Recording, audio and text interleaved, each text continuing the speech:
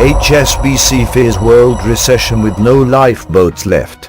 The world authorities have run out of ammunition as rates remain stuck at zero. They have no margin for error as economy falters. The world economy is disturbingly close to stall speed. The United Nations has cut its global growth forecast for this year to 2.8%, the latest of the multinational bodies to retreat. We are not yet in the danger zone, but this pace is only slightly above the 2.5% rate that used to be regarded as a recession for the international system as a whole.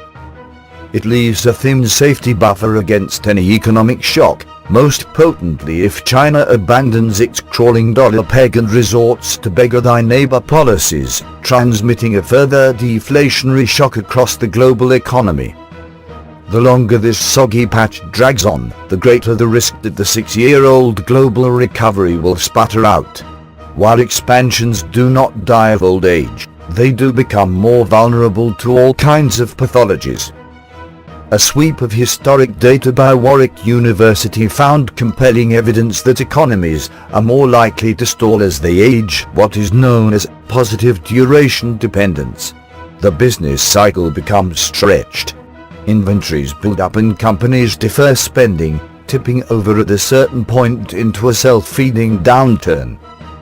Stephen King from HSBC warns that the global authorities have alarmingly few tools to combat the next crunch, given that interest rates are already zero across most of the developed world, debt levels are at or near record highs, and there is little scope for fiscal stimulus. The world economy is sailing across the ocean without any lifeboats to use in case of emergency, he said. In a grim report, The world economy's titanic problem, he says the US Federal Reserve has had to cut rates by over 500 basis points to right the ship in each of the recessions since the early 1970s. That kind of traditional stimulus is now completely ruled out. Meanwhile, budget deficits are still uncomfortably large, he said. The authorities are normally able to replenish their ammunition as recovery gathers steam.